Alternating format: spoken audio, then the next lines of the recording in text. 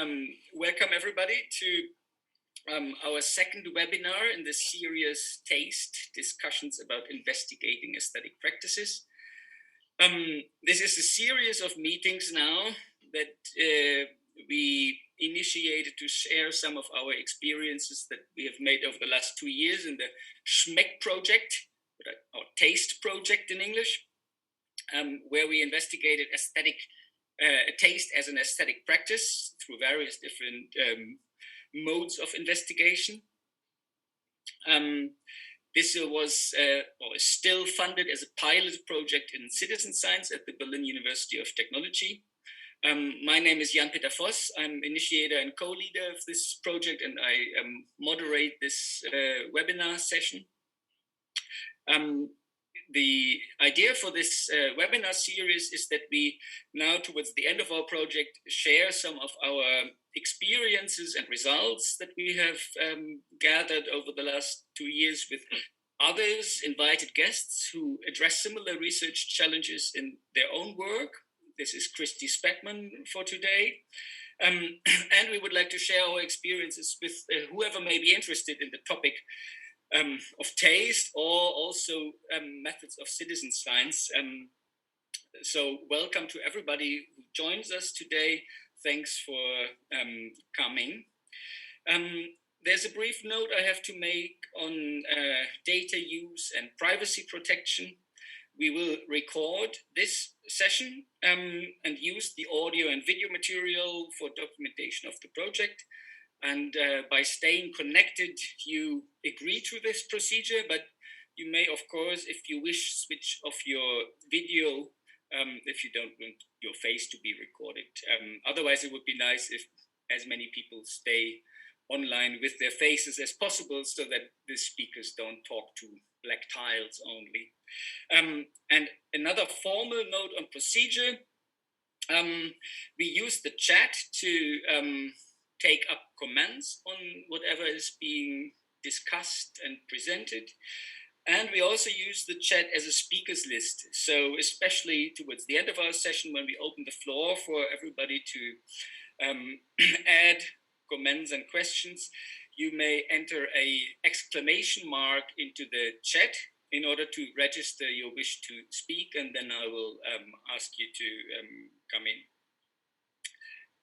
Now, for this particular session of today, the topic, after our first session 2 weeks ago, where we discussed challenges of studying taste, as it happens, one could say, in all its complexity, with Antoine Agnon, where we developed or presented our experiences from developing a method of gustography. We now, in the second session of our webinar series, discuss possibilities and challenges of not only observing and studying, but actually shaping taste. We present experiences from another construction site within the SCHMECK project, where we designed experiments for a participatory exhibition at the Berlin Museum of Natural History, which we actually could open for, I think it was 3 weeks or so, in October last year, between the 2 lockdowns exactly, with a corona-proof and substantially modified version of the original design that we planned for May already last year. We are also very happy for the second webinar session to have Christy Spackman adding to our experiences a presentation on her experiences with similar attempts at experimentally shaping taste. Christy is assistant professor for the Art and Science Nexus at the School for the Future of Innovation in Society at Arizona State University in the United States. She came from chemistry over a PhD in food studies to anthropological and historical approaches of study that she's busy with at the moment. Studying in her work the making of sensory experiences, what she calls sensory labor, an interesting term she developed in a paper with Jacob Lane. And especially her interest is in studying the effects of specific technologies of taste, and also, and this is what you're going to talk about today, is experimenting with disrupting taste and perhaps technologized practices of tasting. Christy also prepared a big festival under the title Emerge, with many taste experiments for last summer also, which fell victim to Corona also. But today now she will talk about some past experiences with other kinds of experimental engagements with taste. We will thus have two 20 minutes presentation now on two related projects, ours and Christie's. Both engage with tasting experimentally to explore leeways of changing taste. And following these 40 minutes of presentations, we have then 30 minutes for discussion with everybody joining us for this webinar. And here we especially look forward also to hear about any other experiences that others of you in the broader audience have made, also privately and personally with experiments as amateurs of tasting that you may have explored during the last years. Or you may just add questions and comments. So much for the introduction. Now I hand over to the group from our project presenting our work, and then afterwards to Christy. So the floor is, with. Hi everyone, I'm Michael Guggenheim. Today we'll present the exhibition Taste, Experiments for the Senses. The concept for that exhibition was developed by Jan-Peter Voss, who just spoke, and myself. And the further refinement of these ideas, the design, the running of the exhibition was done by us, two of us, as well as Nora Rigamonti, Aline Hausen, and Max Söding. And they all also have contributed to the analysis that we present here. And they'll also speak in a minute. The exhibition itself was also developed in close collaboration with a group of 20 citizen scientists from the SCHMECK project, about which you've heard already and about which you will hear more in the coming weeks. And a number of these citizen scientists, namely Caroline Contentin, Eileen Köbe, Thomas Marek, Margarita Ruby, Veronica Veneziano, were also involved in the day-to-day running of the exhibition. And Eileen was also involved in the post-exhibition interviews with some of the visitors, about whom we're going to talk in a minute. The graphic design and the exhibition design was initially begun by Larissa Simon and was then taken over by a group called Kollegen 2,3. That's the name of that company.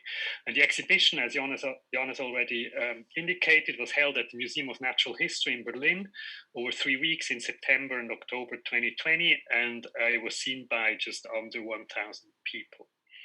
So I'll begin by outlining some underlying thoughts, theoretical ideas that informed the exhibition, and then Nora will describe the setup of the exhibition, followed by Aline, who will give an analysis of what happened, and some closing remarks by Max.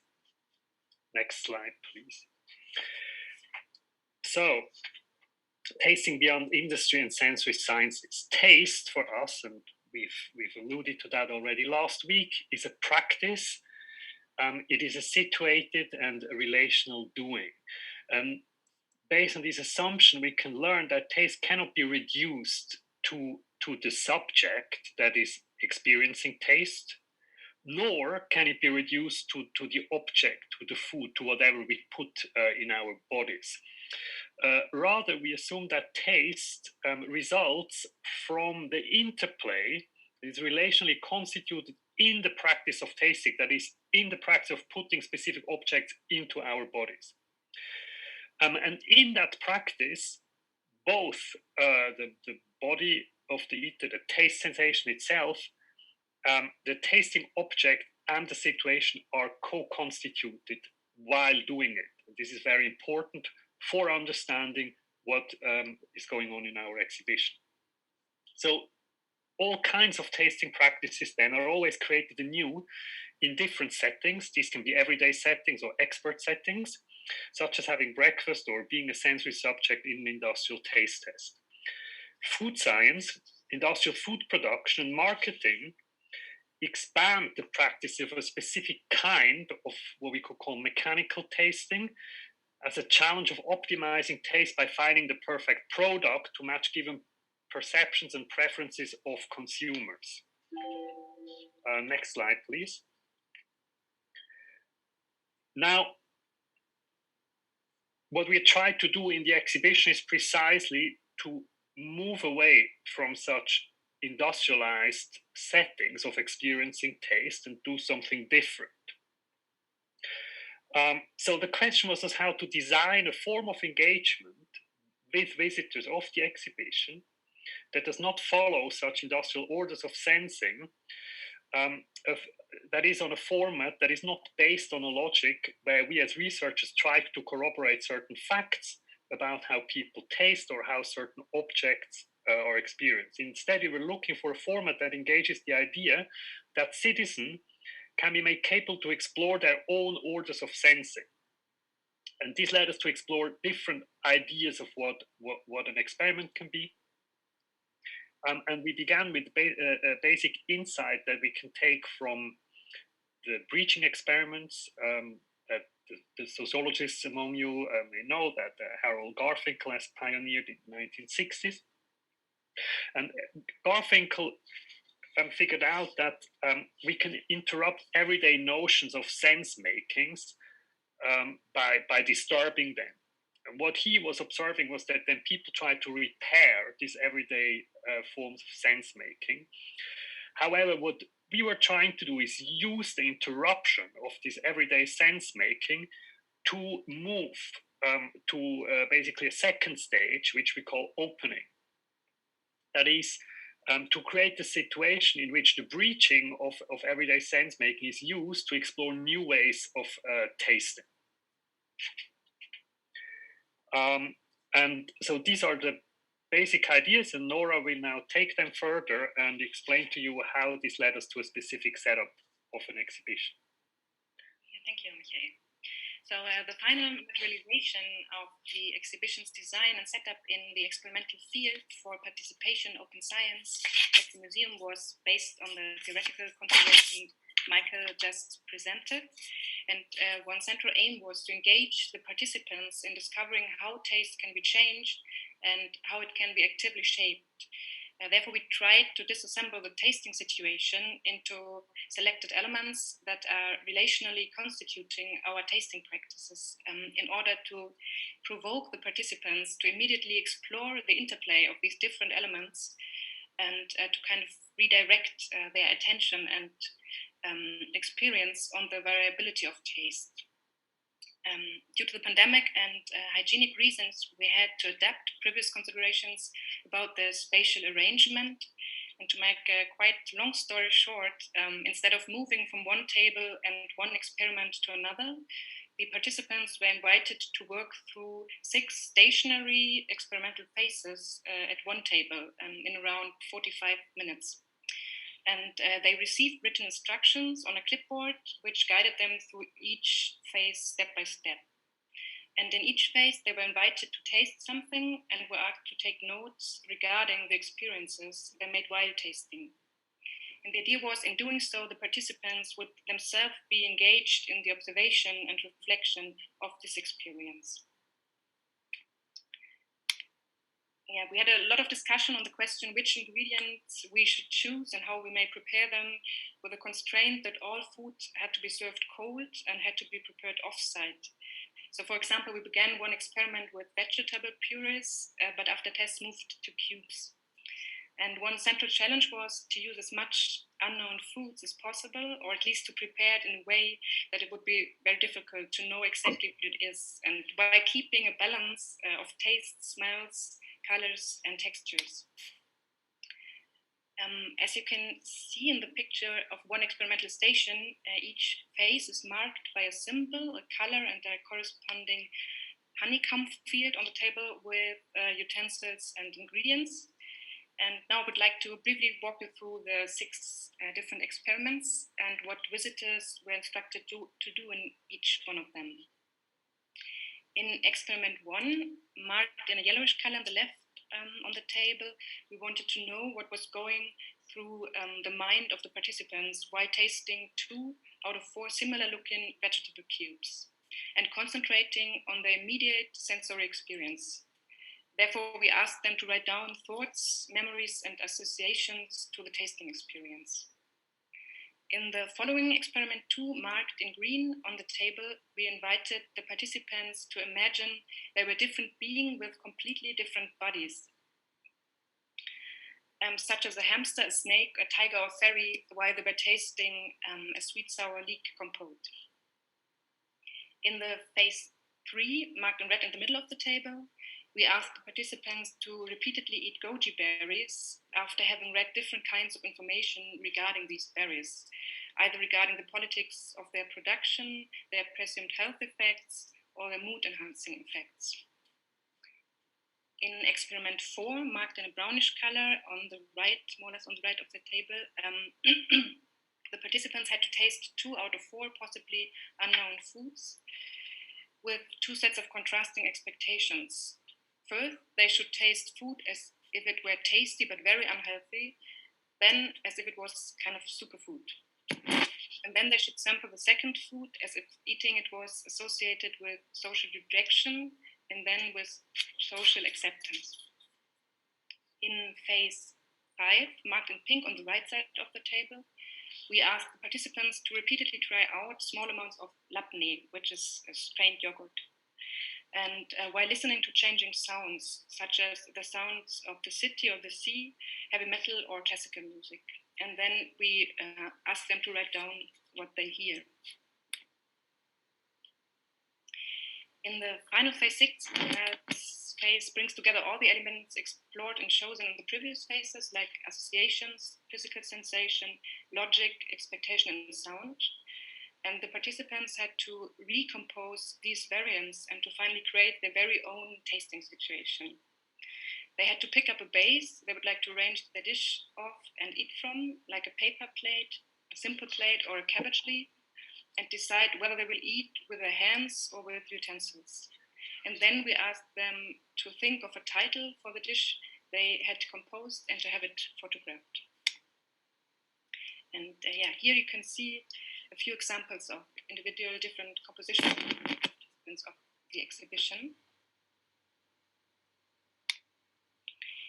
And one last point, in this final experiment 6, the participants had still a final decision to make whether they would like to eat alone at their own table, listen to the chosen sound, or in company at the communal table, which was in the right corner of the exhibition without sound, but maybe with social interaction.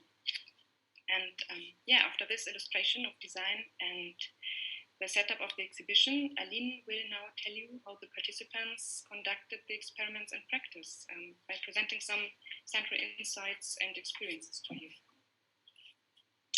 Thank you, Nora. So now that you have an idea of the theoretical foundation on which the concept of the exhibition is based and how it was built and what we wanted to achieve with it, we would like to give you an insight into what actually happened. So as my colleague Michael already said, nearly 1,000 persons carried out our experiments, and among them were people of all backgrounds, the adults working in all kinds of jobs. We had many young people, like children and students, visiting the exhibition. They account almost 3/4 of the participants. And many people conducted the experiments together, mostly in pairs, but due to the families who were visiting, we had also groups up to 5. Next slide, please.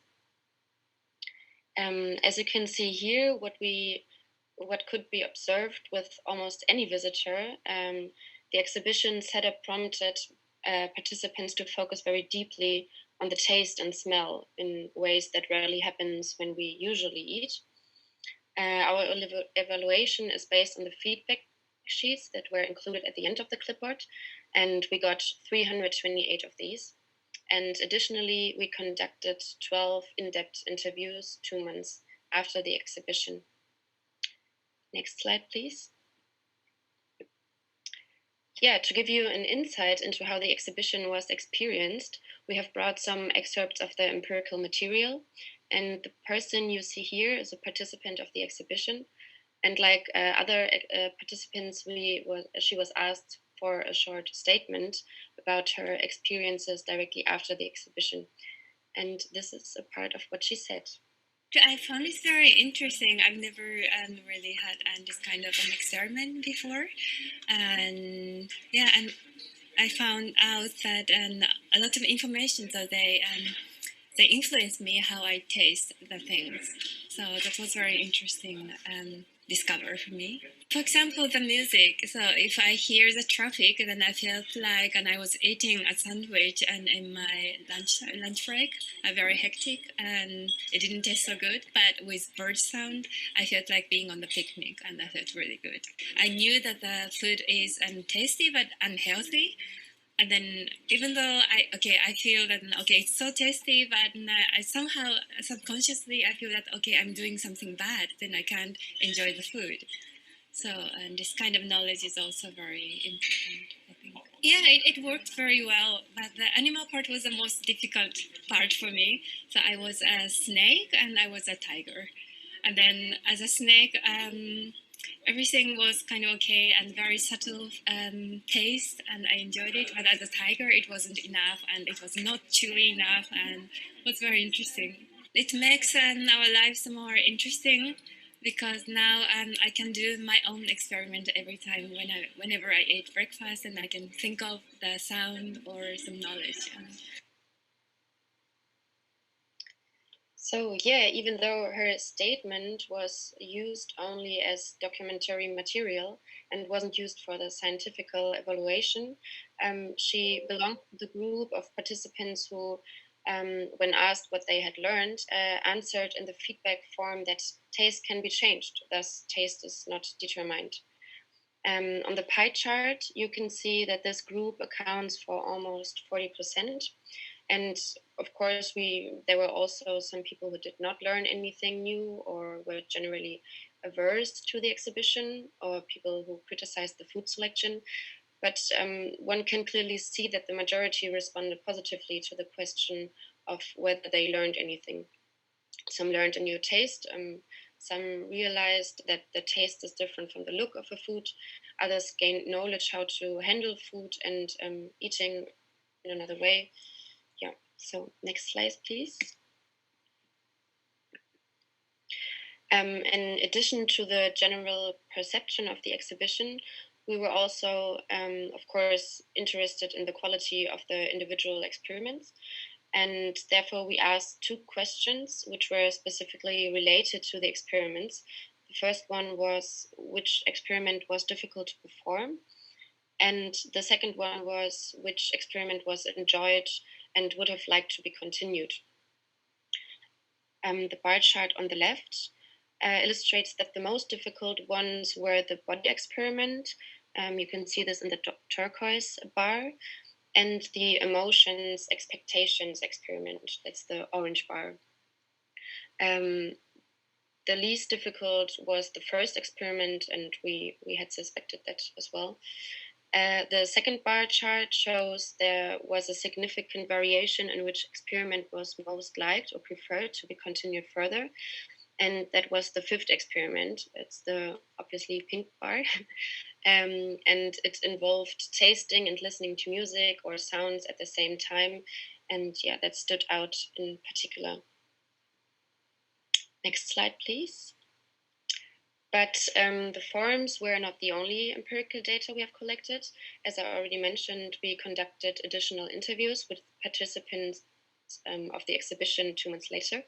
And there we exploratively asked for memories and moments in which memories of the exhibition came up, practices in the several experiments to understand what actually happened, factors influencing taste, interaction about the exhibition, and attitudes on exploring new food and the experimental setting in general.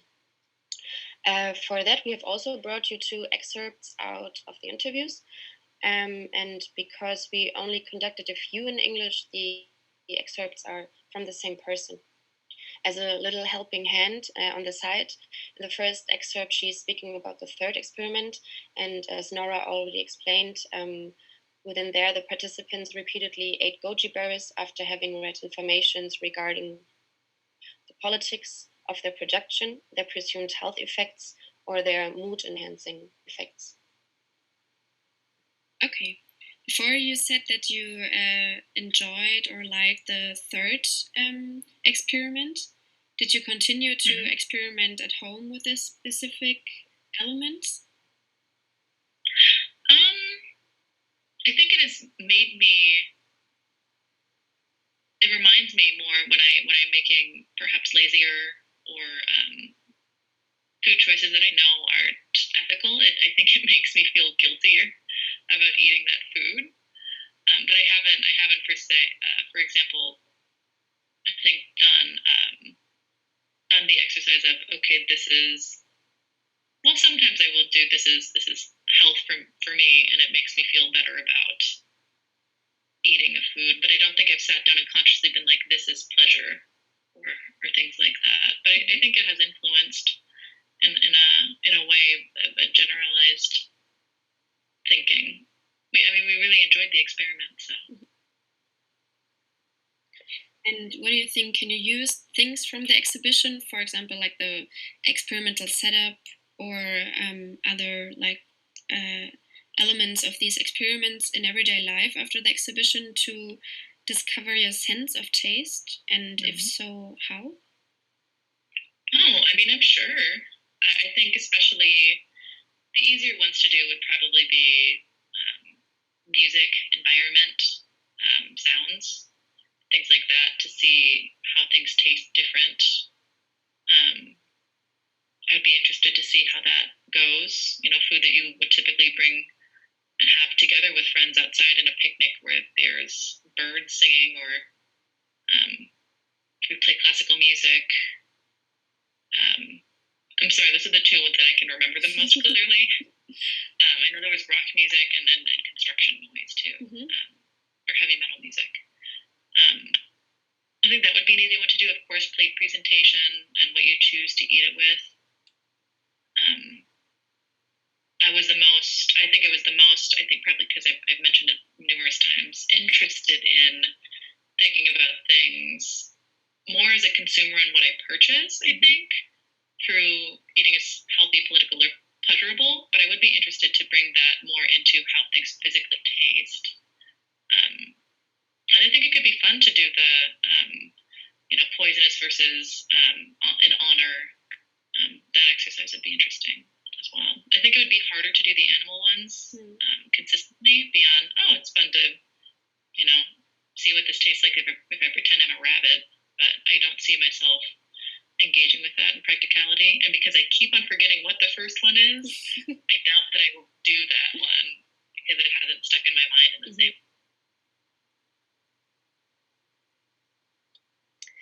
So yes, now that we have given you a little insight into the experiences and opinions of the participants immediately during and a few months after the exhibition, the question now arises how we evaluate all these impressions. And with that question in mind, I hand it over to Max. Yeah, thank you. Yeah, going back to our research questions at the beginning of the exhibition's design process and this presentation from Michael, the question were we able to read, did we design a situation to experience determined by fixed subjective taste nor the objective properties of food? Were we able to open and were we able to dissolve the widely industrial way of tasting? And again, with regard to the question whether participants got to know something new and to other questions that we had in our questionnaire, we see that we dissolved the industrial way of tasting partly and to different degrees. Some people explicitly say that everything is influencing taste, which fulfills one aim of our exhibition. But we've got also people saying that specific things like color, knowledge about production conditions, or heavy metal music can influence taste. So we see that participants understood what our exhibition was about. However, for many visitors, the experience of individual experiments and specific factors influencing taste was more pronounced than understanding the overall structure of the exhibition and to understand that taste is influenced or can be influenced of so many different things. And we got also people that beyond understanding how taste works, like in the first and second point, some people realized that they could create a better or a more pleasant situation of tasting on their own. They realized that taste not only depends on music they are listening, but they can change taste by selecting different sounds. And also, contrary to this high level of dissolving industrial way of taste, we got also a few people complaining about the selection of food jars for the specific ingredients primarily. So we see that the object of taste is still central. And from comparing the different experiments, we see that, again, experiment 2 about imagining different bodies was really hard to execute for adults, even complaining about it while doing it, while children were excited about feeling and tasting like a snake or tiger. So it is important to have different experiments for different groups of persons.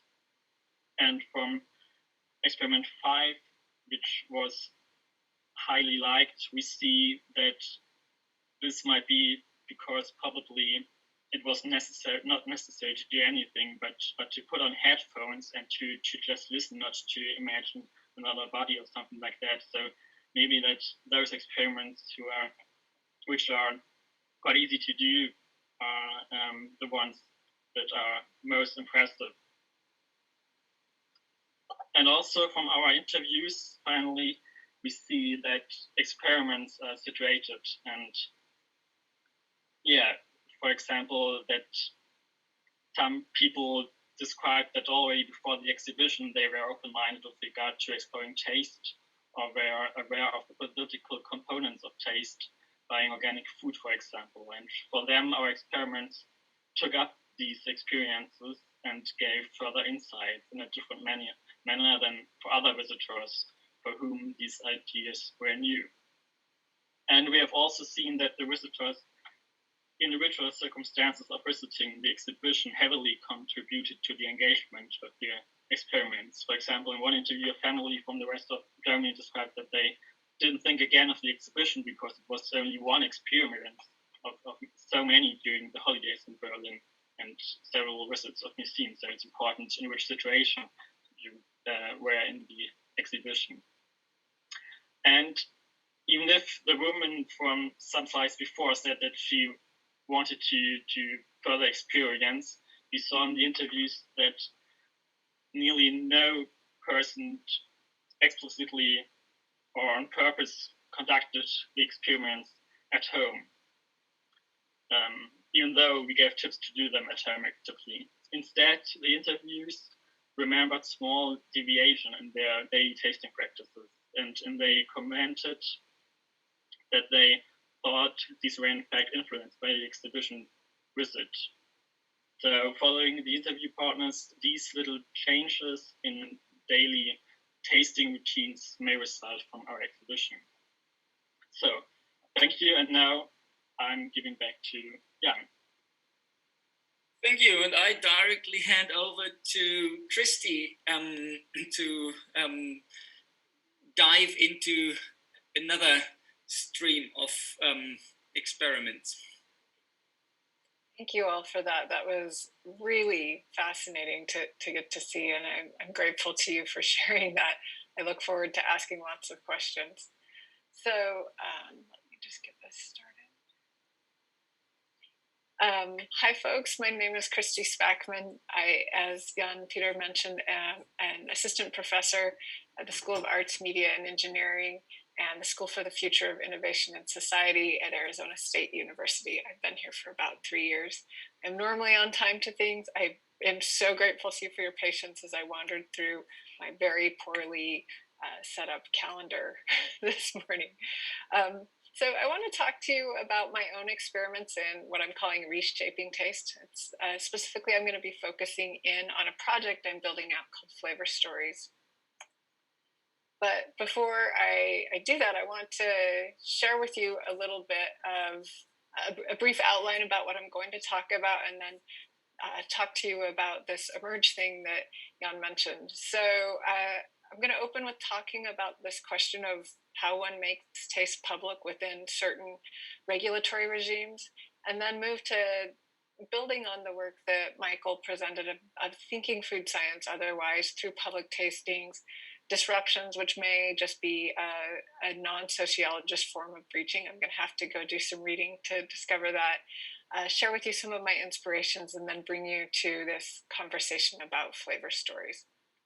So as Jan mentioned, I was the lead director for Emerge 2020. Our theme was eating at the edges, and it was this effort to bring people, their mouths and noses and eyes and ears and entire bodies, to think about what does it mean to eat in this world of increasing environmental extremes. And we were scheduled to run this on March 22nd of 2020, and a week before we decided to postpone, because that's right when the United States was finally facing the reality of COVID. And one of the challenges, this is actually how I met Jan and Michael, was that we were up against some really interesting regulatory challenges here in the US with regards to what we were allowed to invite people to put into their mouths in this public space, and how that food had to be prepared.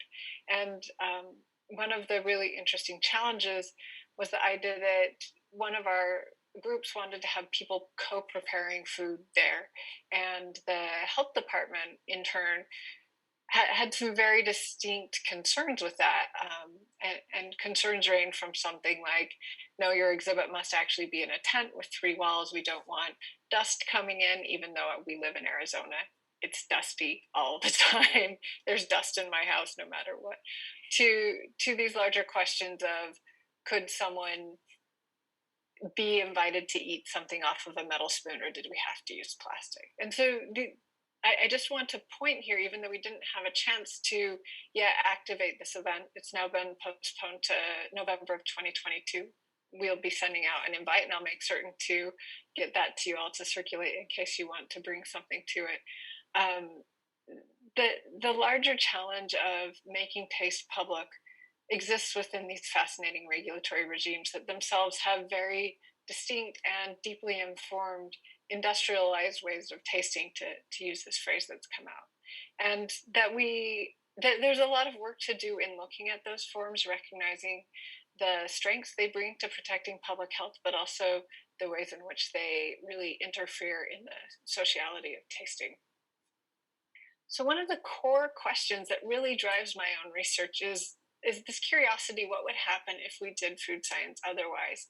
If food science wasn't so distinctly tied up to this question of understanding how the brain works, translating that into tasty molecules that then are going to shape consumer behavior in ways that will just generate capital for shareholders and businesses. And I got to this question in part because of my background as a food scientist, and also doing my dissertation research. I got to participate as a participant observer in various tastings that happened in the city of Paris in 2012, 2013, with the specific idea of making the taste of Paris's Paris's municipal water public. And I've seen things like this in Berlin in 2019. So I know this is something that circulates throughout Europe. But this idea that the performance of tasting something or calling attention to something that you might be exposed to on a daily basis in a new setting can shift potentially your perceptions. And this led to me doing some work on my own of creating what I call disruptions. And I want to invite you to, I'll stick this in the chat here. Oh, I will not stick this in the chat. I'll send this out afterwards for you to go look at it. I have a short time-lapse video of one of these disruptions that I did with my students as a postdoc. And the general idea of these experiments was, what happens if we take a social eating setting, such as recreating either, in this case you're seeing here, a breakfast bar, or a nighttime evening dessert, where you have two people sitting down together at a table in more or less intimate conversation. And after the first course, the second course is accompanied by a disruption of transforming that space into something more akin to a sensory science laboratory. And I believe, similar to the conversations that you were asking in the Schmeck project, essential to this was trying to invite people to think otherwise about their eating, to think otherwise about what they pay attention to and what they don't pay attention to. And this has been a really fun project to do, but it's also been a project that I stuttered with in a certain sense, because I came up against the fact that I was performing an alternative form of food science, but still was stuck within this industrialized mode of tasting, and was curious if there was something else that could potentially happen. And I've been deeply inspired as I'm moving in my work by a couple artists. I want to call your attention to Felix Gonzalez Torres's piece Untitled. I first encountered this at the Art Institute of Chicago in the early 2000s. This was a piece that you would walk into the museum. It's a large pile of candy, and you're invited as a visitor to eat a piece of candy. And throughout the day, the pile of candy diminishes in size. And it's reflecting Gonzalez Torres's partner's wasting body as his partner dealt with AIDS, and that ravaged his body. And I was so intrigued by this performative art engagement that required I use my body in ways I had never before been asked to use my body in an art museum. I started asking myself, what additional possibilities happen when you bring all of these other senses into our engagements? And the second inspiration that I have comes from two artists, Helen Reed and Hannah Jickling, in Vancouver, Canada. Their project's called Big Rock Candy Mountain, and they have been working with, I believe, fifth graders at a local elementary school to create candies, specifically bubble gum, that reflects they've got two flavor profiles. One's a more industrialized flavor profile, and then the one is the flavor profile that the children selected and collaboratively selected. And I was curious, because what I see in these two projects is kind of a shifting of what the industrialized production of food does. So going back to Gonzalez Torres's piece, and thinking with that larger regulatory regime that I highlighted at the beginning around Emerge, for this candy to be here in this museum requires industrial production. It requires, these are actually really boring candies, just beautifully wrapped, but it requires a specific system that will allow something to circulate safely through the museum. Excuse me, wrong direction. And similarly, the work that Hannah and Helen are doing, once again, ties into these larger modes of industrial production that tie into those regulatory regimes of how do we keep people safe when we're sharing with them a product that's been designed to communicate in a certain way, but go out and circulate through much larger circuits. So rather than being at a single moment, something that can really spread out across time. And I'm at the moment working on building up a very specific project that is inspired by those ideas and expands that out. It's called Flavor Stories. I'm currently considering it a research creation project, and it's part of my larger sensory laboratory, which is really a research project focused on understanding how the work of sensing ties into these industrial circuits and how we can pull those nodes to perhaps valorize all of that unpaid labor, if you will, that we're doing on a daily basis as we taste something and evaluate whether it's good or bad. So the liking, disliking, but also evaluate it along all of those other axes that were raised earlier in this conversation. And the question that for me is driving the Flavor Stories project has to do with this very distinct political climate that we've been in the United States over the last 2 to 3 years, but really, I mean, it's long going. If you start listening to conversations in the 80s, 90s, et cetera, there have been tensions here for years, but since the election of President Trump and the more recent election of President Biden, we've seen this massive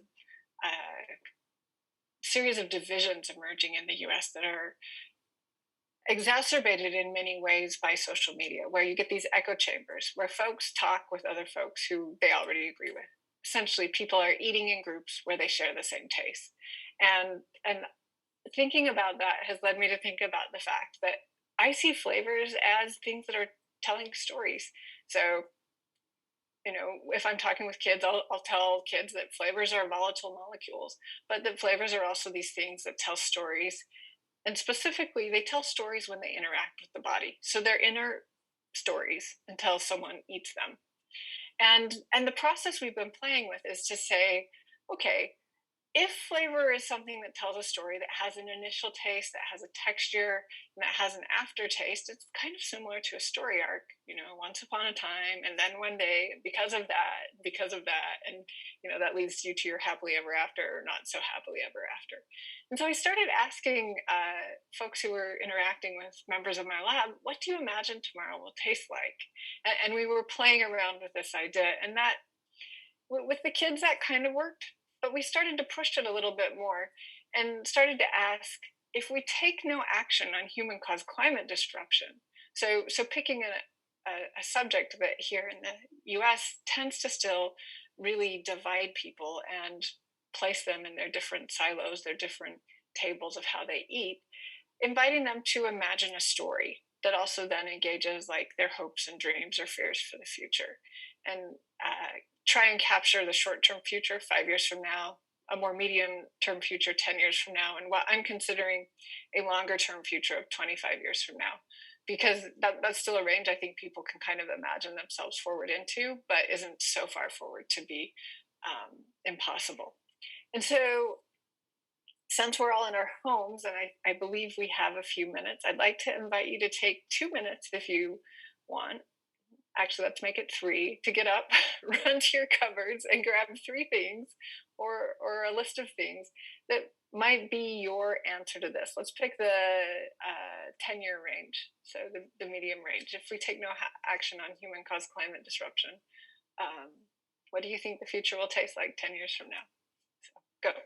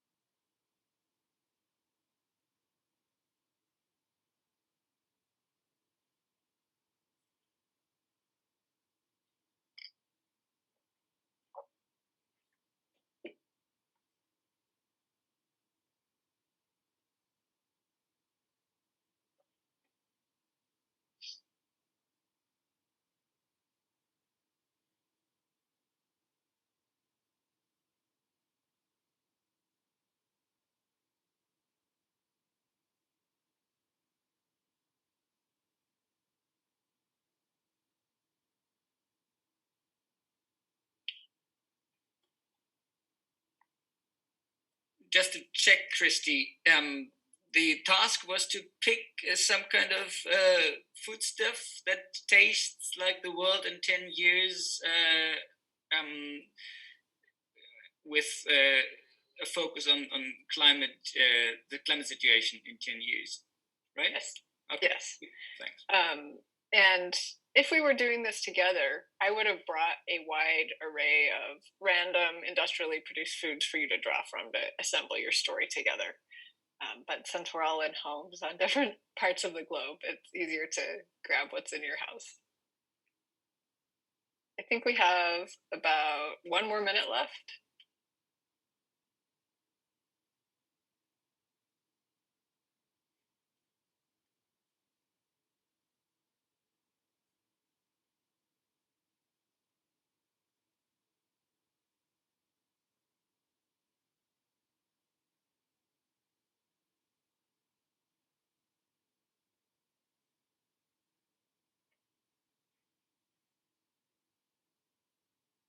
And so those of you who might be back, I'd love for you to start kind of either turn your camera on and show us what you've got, or type into the chat what essentially your flavor story was, what the components of it are.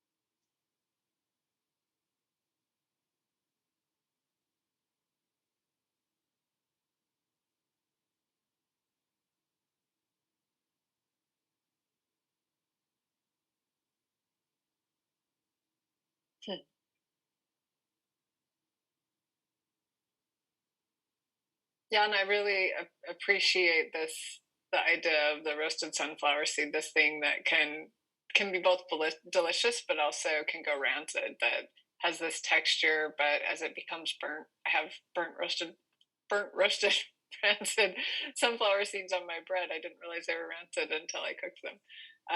So yeah, Donna Isabella, you have a great question. Do I mean taste or concrete foodstuffs? You can go either way. So colleagues who've worked with me on this in the past have suggested that the future to them just tastes like artificial vanilla. Others have brought together, assembled 3 different foodstuffs to kind of represent this. Michael, will you talk to us about the Carmex lip balm a little bit more? Well, I'm addicted to Carmex for a long time, and it can only get worse. So the future will be Carmex, and the worse the air becomes, the more Carmex we need. And then obviously, once you are addicted to Carmex, everything smells like Carmex anyway because it's on your lips. Uh-huh. And if you know how Carmex smells, it's kind of like, you know how Carmex smells? Yes, yes. This kind of minty vanilla thingy.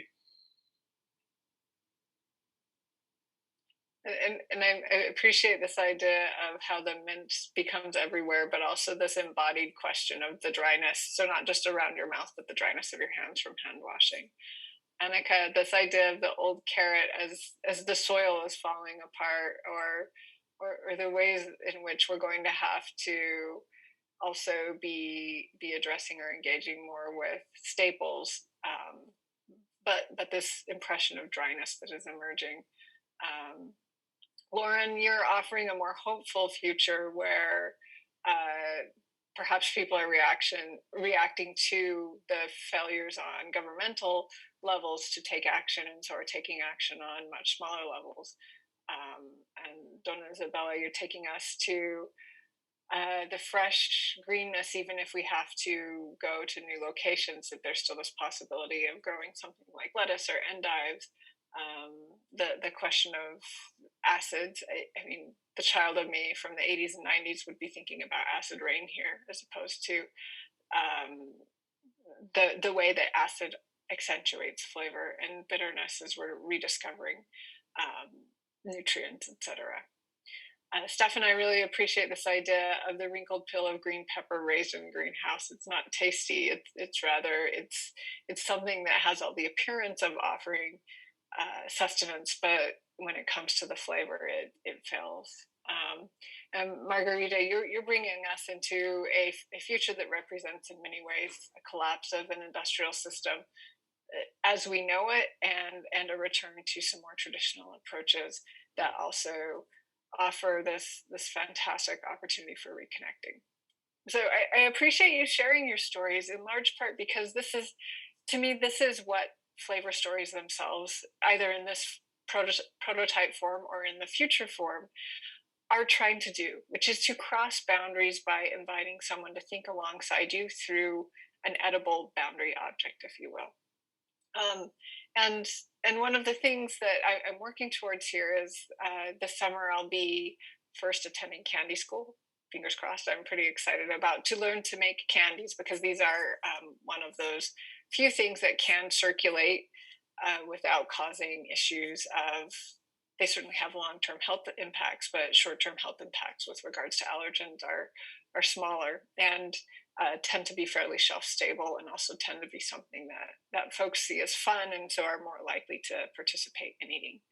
But I'll be working with high school students to both revisit this question. So this is my question about human-caused climate change, but I'm curious what their questions are. What are the critical issues they see that need to be talked about and that could be communicated through taking the boundaries of food science? This practice of creating specific forms of public taste that can circulate well beyond the human, working with them to develop out flavor profiles and then to develop out candies that have both textural references. So, you can think about crispness versus chewiness versus, if you've ever been exposed to Pop Rocks, like that fizziness in your mouth. Each of these is being modes of communication, and disrupting that system that limits who gets access to those tools and who has a say in creating these sorts of flavors, to create small batch runs of these industrially produced flavors that can, little flavor stories packaged to then circulate through museums alongside with interviews with the producers about what they were imagining, with the idea that this will then circulate forward, that those who visit the exhibits will be invited to tell their stories and to add their questions, with the aim really of trying to create and promote intergenerational conversation, to make taste public, but also to make the story public. Here's an example of a previous prototype I did just over a year ago in Toronto, where, as I mentioned, we had taken, I had purchased a bunch of industrially produced things and invited people using this limited palette, which then reflects us back to the idea that those who are making the foods available to us are aiming for whatever the middle version of their target audiences, their target consumer audience's palette is, to create stories. And I appreciated the different stories here that were offered to each other in these little cups. So since we were in the early stages of COVID shutdown at this point, people just showed things and ate their own stories. We didn't necessarily get to eat each other's stories. And people then offered to me also their imaginations of what this story meant. The seaweed plus Twizzler plus yuzu gummy. It was essentially, I have 5 more years of meat eating, and then after a point, that's going to go away. And so the seaweed was representing, the seaweed Twizzler yuzu gummy, as strange as it was representing a good grass-fed beef steak, eating with arugula and a splash of lemon. So, as I pointed out earlier, there's this really fascinating challenge weaving throughout all of this around food safety. Question of mass audience. How do you limit allergens? How do you make something that can circulate well beyond the initial people creating these flavors? And then there's also a really fun food science problem associated with that I just get really excited about. So what's called temporal dominance of sensation. How do you work with high school students to understand and learn about the ways in which sensation shifts over time in your mouth? Questions of encapsulation techniques. How do we take flavors? Let's say they have a fishy flavor they want to include. How do we take that and make it show up when we want it to? And then those fun questions of dynamics of aroma release. So recognizing this as a holistic project that is both deeply embedded in the science, but is also trying to dismantle the science and allow it to function in new ways. And the final provocation I'd like to share is, what other stories or problems or futures might an imaginative rethinking of food or sensory science offer? And I feel like the Taste Project is engaging with this in one way, Flavor Stories is engaging with this in another, and I'm really excited to see as you all can continue working on imagining taste in these ways that really go beyond how the 20th century industrial framing of taste has existed, what new avenues opened up. So, thank you so much. Wonderful. Thank you very much, Christy, for this presentation and indeed experience that you offered us. We started a little bit late, and we had 2 26 minutes presentations, which means we have not a full half hour left, but we have time left, and I open the floor to everybody and welcome any kinds of questions, comments, or additional stories, experiences that you may have made, or just thoughts about the topic we are exploring here.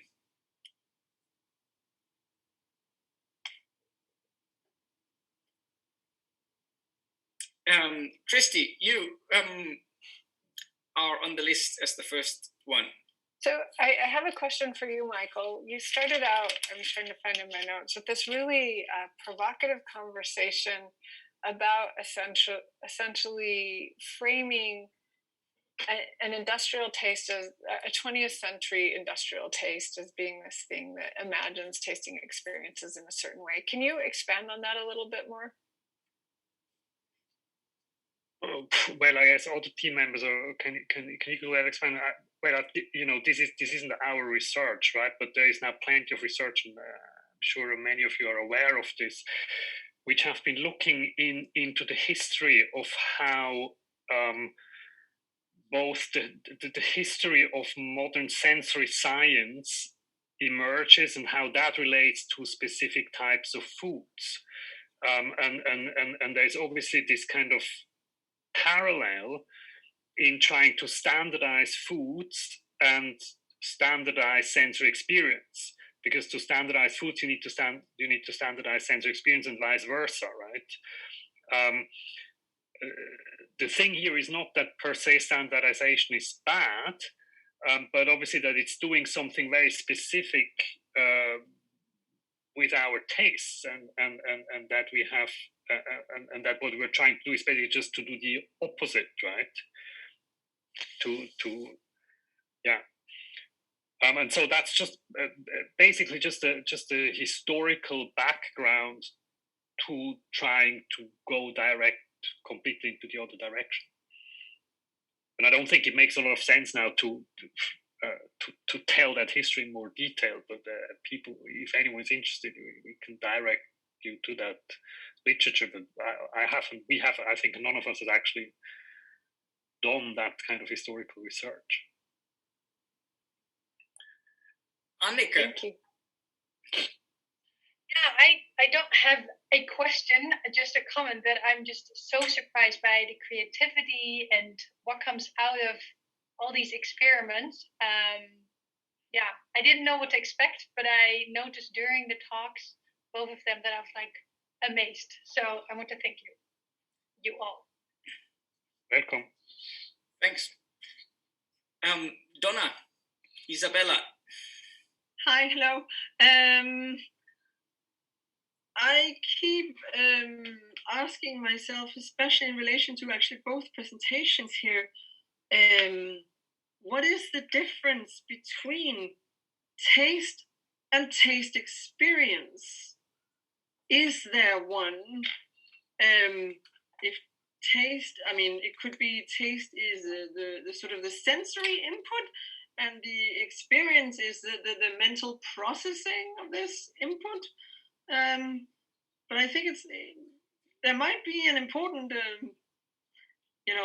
distinguishment there. So, what do you think? Is there a difference, and what is the difference? That goes for both presentations, really.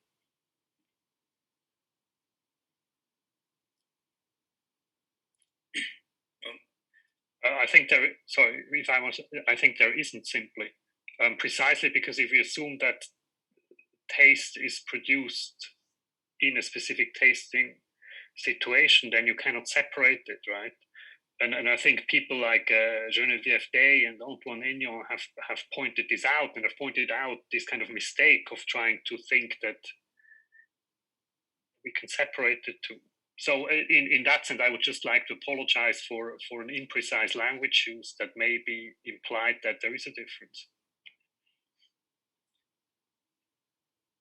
I guess, yeah, basically it's perhaps a difference in framing and then in what taking something to be taste.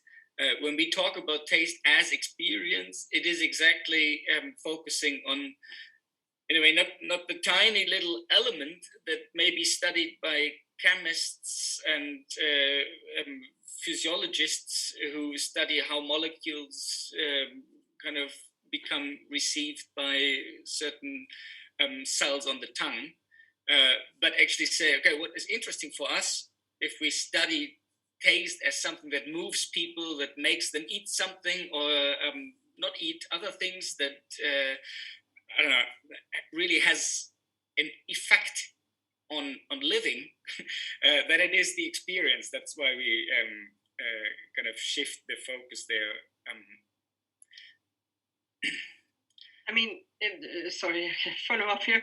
The reason I ask is I come from a field of experience theory and experience economy, so that has a very commercial angle on, you know, how can people make money off experiences and so on, but also a kind of more philosophical approach, I guess, of what does it mean to experience something, and the whole difference between an experience offering and then the experience realization. You know, what does it actually become in the end?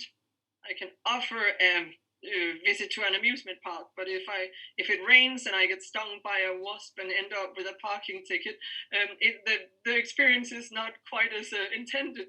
So I mean, the realization can vary very much, and I think it's the same with a taste. You know, a chef can think about a meal and preparing it and wanting to give a particular impression, but maybe the diner just wants a light snack that evening, had a late lunch, or is really hungry and wants bacon or something. I mean, so the taste and the taste experience will, yeah.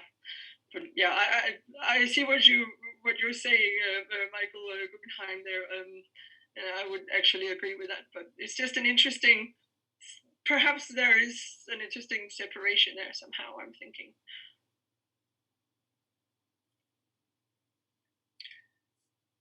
There's no one on the list at the moment. Yes, Michael. Your mic is switched off. Alexandra is on the list. She has her hands up. She should go first. Oh, okay. This is a different technique of showing up. Yeah, Alexandra, please. Hello.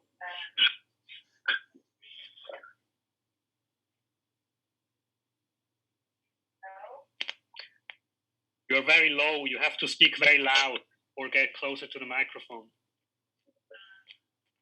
I'll try to. Now, good. Okay, perfect. Hi, thank you so much for all the two wonderful presentations. Actually, I have a question that came from Jan. You mentioned your phrase was something that moves people. And then I was wondering, as I was listening all the two presentations, have you been asking yourself as well, how does taste move people? And I'm talking in the very embodied dimension. What's happening with the body? What's happening with the space and time as tasting as an event is happening? I was wondering if Christy or Michael, if you have noticed anything, if you have asked this question in your experiences. Thank you. Thanks, Christy. Michael, anybody? So Nora or Aline should go ahead.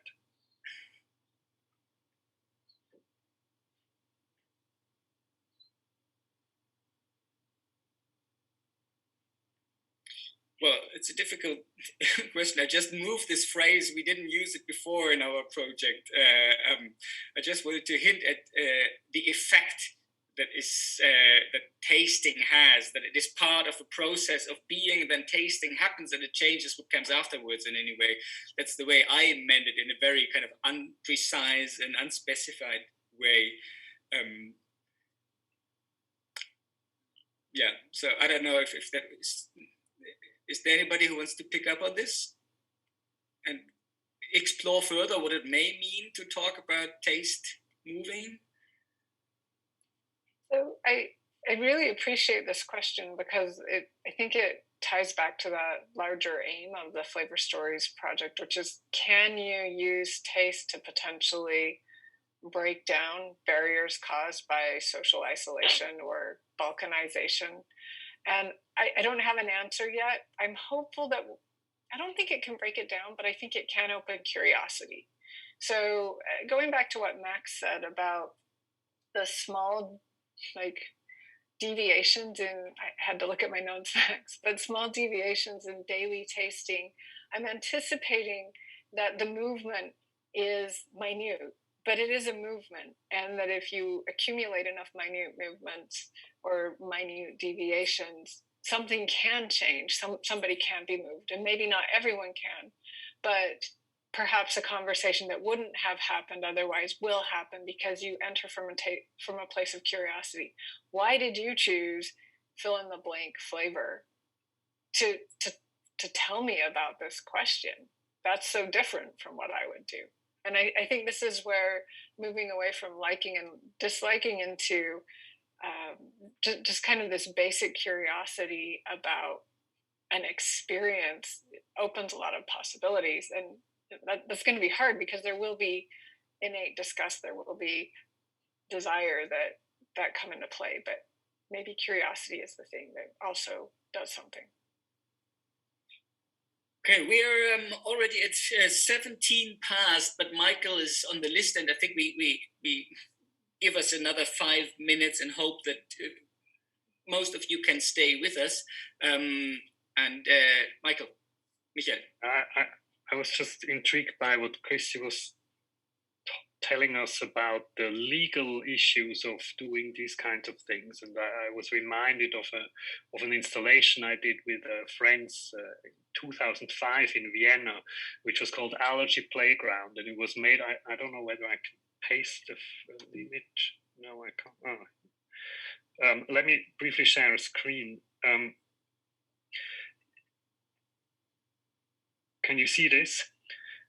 So that was the installation, and it was made from highly. It was made from recycled recycling materials that we got from recyclers, and part of it was straw balls, and the other one was textiles, all textiles, and they're uncleaned, right? They're not cleaned.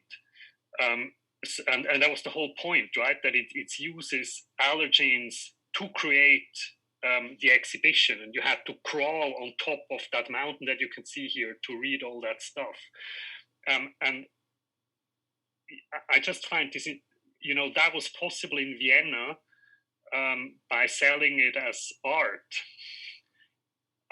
And so I'm just interested in this kind of regulatory thing, which I think is both a national issue, but it's also an issue of classification. And my experience is that universities have become extremely difficult to work in just because of the way how they classify things that you do. And I'm interested in your take on this and how you react to that. Absolutely. So, and it varies from institution to institution. The disruption I showed you earlier that I was able to do at Harvey Mudd College, which is a very small liberal arts college with about 5,000 students, I couldn't do at Arizona State University, which is a large public university with 170,000 students. And so the risk that different institutions are willing to take on, it really shows up even if we classify it as art, because as soon as I bring on a graduate student who wants to use it as research, they have to go through the institutional review board process, and the institutional review people get real picky the second we say we're going to, for example, invite someone into my home to eat a dinner that's been choreographed. They want us to tell everyone everything we're going to feed them in advance, as opposed to simply checking for allergens. And they don't want it to happen in a home. They want it to happen on the campus in a standardized place. So it's really challenging. Bye, Inga. I guess I have to close this session because we announced it to go until past, and now people are leaving one by one. But we will have further occasions to meet and pick up some of the discussions through the coming weeks. We will have seminars every Wednesday now at the same time for the coming weeks. And I think this last point is just really interesting to continue further the issue of classification in many different respects of what it is that we are doing here. I mean, you now talk about the food regulations and the hygienic and issues where it makes a difference if it is framed as art or gastronomy or science, perhaps. And of course, this also is something that refers to, in a way, the social frames within what one places all this. There is some kind of regulation in place for what can be done, what can be asked, depending on whether we do it as art, as science, or as gastronomy. This would definitely be something to be explored further, and we see that in a way what we explore here is crossing the boundaries between these different realms. But we cannot dig this up completely, and actually have to leave it there for now. Oh yeah, Max just mentioned, and that's right, in the chat, that the meetings in the coming weeks, they're going to be in German. So I'm afraid we will actually lose some of you then for these occasions. But maybe we can, in some other format, continue this at some point, at least with the ones who have been with us last week and this week from around the world. Send us a message if you want to be kept updated and stay in contact on this, and then we may find occasions to continue in a formal follow-up way, whatever. Also, another note, thanks Max, these discussions, they will be posted on our website, on our Vimeo channel that is being linked there. Also, with regard to the exhibition that we presented earlier, all the materials that were used, the written materials, they were also in English, and they can also be found on our website if anybody wants to follow up there. Okay, thank you very much, Christy. That was fascinating. Thanks very much to everybody who joined in. Have a good evening, and I very much hope that we continue this in one way or another. Bye-bye. Have a good one, everyone.